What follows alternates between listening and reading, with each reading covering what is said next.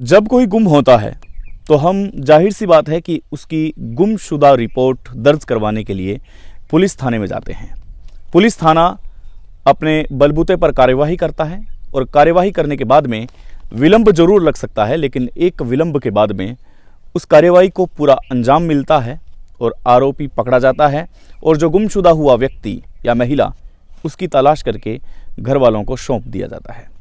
लेकिन ऐसे केसेस में लगभग आपने देखा होगा कि तस्करी या गुमशुदा वाली रिपोर्ट में आपने सुना होगा और देखा भी होगा कि कम से कम जो आरोपी होता है वो उसको उसके क्षेत्र से बाहर लेके जाता है, करीबन 500 किलोमीटर या फिर आप इसका आधा कर ले 250 किलोमीटर, 100 किलोमीटर, कम से कम 50 किलोमीटर से बाहर तो लेके ही जाएगा। लेकिन अगर किसी की मिस हैपनिंग हो जाए और मिस हैपनिंग की रिपोर्ट पुलिस थाने में दर्ज करवाई जाए और पुलिस इसको ढूंढती रहे, लेकिन 9 साल बाद में उसका पता घर से महज 500 मीटर दूर पता चले, तो फिर आप क्या सोचिएगा। ऐसी ही कहानी आज की जो 9 साल तक पूजा नाम की लड़की गुम रही और जब पुलिस ने उसे ढूंढा तो 9 साल बाद में वो घर से महज 500 मीटर दूर पाई गई।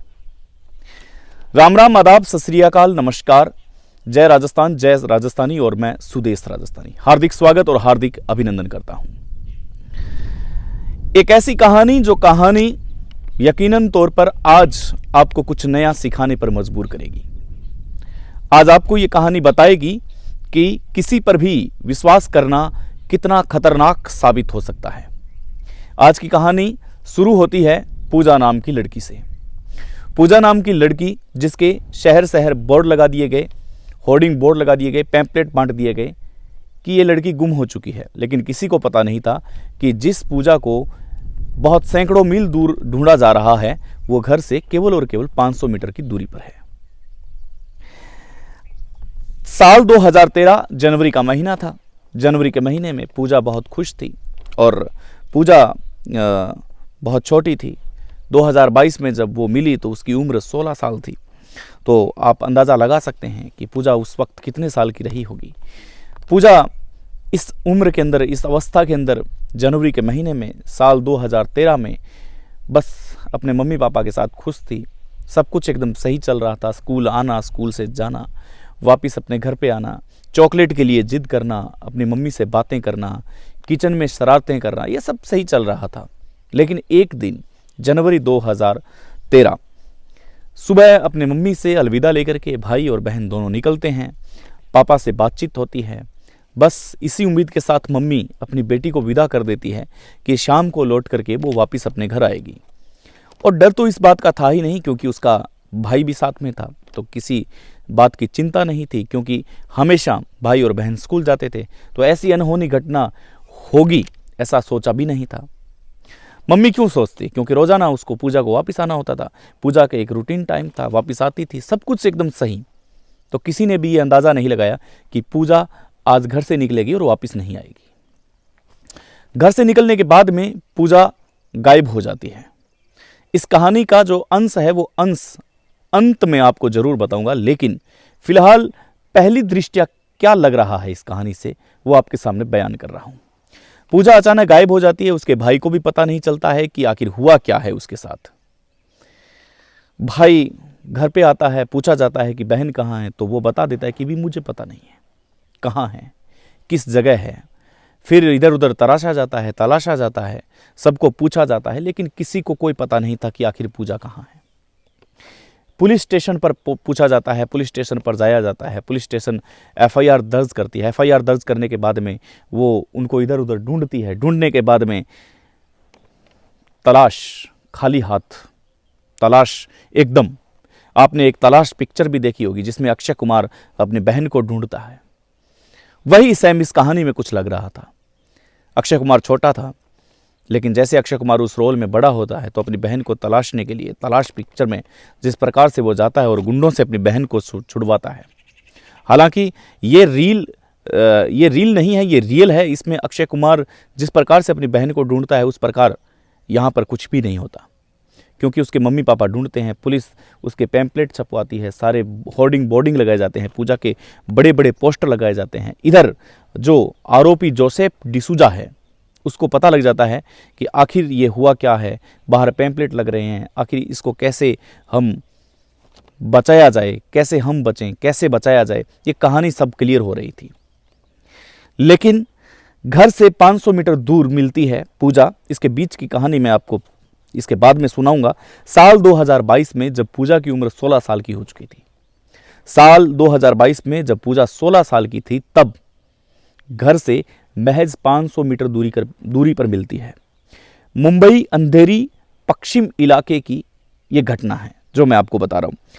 4 अगस्त 2022 को रात 8:20 पर 9 साल की भटकी हुई पूजा अपने मम्मी पापा को वापस मिल जाती है। कमाल की चीज थी, एक बहुत ही कमाल कर देने वाली बात थी कि आखिर ऐसा कैसे हो सकता है। जब पुलिस पूछती है, डिसूजा को अरेस्ट में लिया जाता है, आरोपी को गिरफ्त किया जाता है, आरोपी से पूछा जाता है कि आखिर तूने ये कैसे किया, क्योंकि पुलिस तो उसको बार बार अलग अलग इलाकों में खोज रही थी, लेकिन पूजा के महज घर से 500 मीटर दूर डिसूजा के घर पे वो मिलती है। अब कहानी यहां पर ट्विस्ट में आती है। डिसूजा कहते हैं कि उसके कोई औलाद नहीं थी, कोई बच्चा पैदा नहीं हो रहा था। ये 2013 जनवरी में पूजा और पूजा का भाई दोनों स्कूल के लिए जा रहे थे, दोनों आपस में चॉकलेट के लिए लड़ रहे थे। तो कब भाई आगे निकल गया पूजा को पता नहीं चला, पूजा अकेली पीछे रह गई। इसी बात का मैंने फ़ायदा उठाया। मैंने देखा कि ये वही बच्ची है जो रोज़ाना यहाँ से जाती है और इसको इसको तस्करी कर लेनी चाहिए, इसको अपने पास ले लेना चाहिए और अपनी बीवी को ये बता देंगे कि भाई ये बच्ची है जो हमें लापता मिली है, और इस प्रकार से हमारी संतान भी हो जाएगी, सब कुछ सही हो जाएगा। अब पूजा को और डिसूजा को आमने सामने बिठाया जाता है, तब कहानी शुरू होती है। सब कुछ अच्छा चल रहा है, पूजा की देखरेख अच्छी चल रही है, पूजा का भरण पोषण, प्यार दुलार सब कुछ बढ़िया चल रहा है। लेकिन एक दिन वो दिन भी आता है जब डिसूजा की पत्नी प्रेग्नेंट हो जाती है। जब वो प्रेग्नेंट होती है तब बच्चा हो जाता है और इसके बाद में पूजा से उनका ध्यान धीरे धीरे हट जाता है। पूजा को टॉर्चर करना शुरू कर दिया जाता है। पूजा को लगने लग जाता है कि ये मेरे असली मम्मी पापा नहीं हैं। ऐसे में वो जो डिसूजा होते हैं वो उनको पूजा को सकुशल रूप से वापस सौंपने के लिए गूगल पर सर्च करते हैं कि 9 साल पहले इस बच्ची के पोस्टर लगे थे, क्या पता पोस्टर मिल जाए तो संपर्क करके उस नंबर पे धीरे से छोड़ दिया जाए कि ये बच्ची यहाँ है, और ऐसे करके मैं बच जाऊँगा और इस बच्ची को छोड़ देंगे, अपने ये किसी काम की नहीं है। फिर होता क्या है कि पूजा इतनी समझदार हो चुकी थी, उसे भी पता चलता है कि आखिर टॉर्चर की हदें पार हो चुकी है, क्योंकि वो जैसे ही उनका बच्चा दूसरा होता है तब पूजा से उतना प्यार नहीं होता, दुलार नहीं होता, उतनी मोहब्बत नहीं होती। पूजा गूगल का इस्तेमाल करके पुरानी पिक्चरों को तलाशना शुरू करती है 9 साल पहले के मुकदमे को। जैसे ही वो अपनी पुरानी पिक्चर देखती है तब उसे पूरा का पूरा क्लियर याद आ जाता है कि वो किस घर की बेटी है, उसके असली में मम्मी पापा कौन है। क्योंकि जब वो गिरफ्त में आई थी उस डिसूजा के, तब उसको इतना ज्ञान नहीं था कि वो किसके गिरफ्त में आ चुकी है।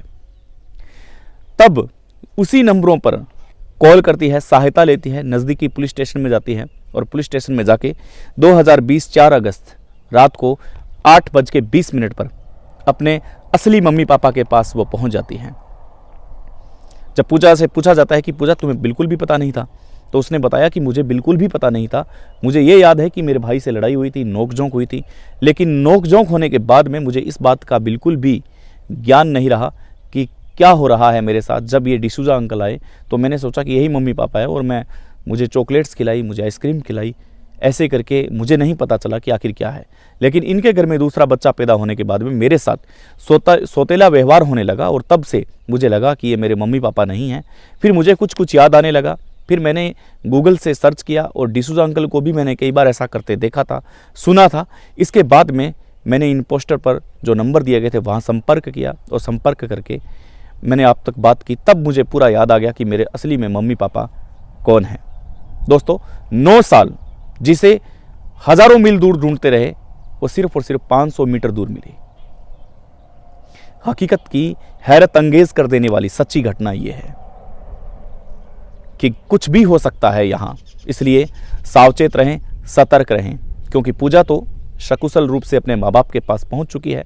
आरोपी डिसूजा गिरफ्तार हो चुका है, लेकिन उसकी पत्नी अभी भी लापता है। धन्यवाद। खुश रहें पर सतर्क रहें।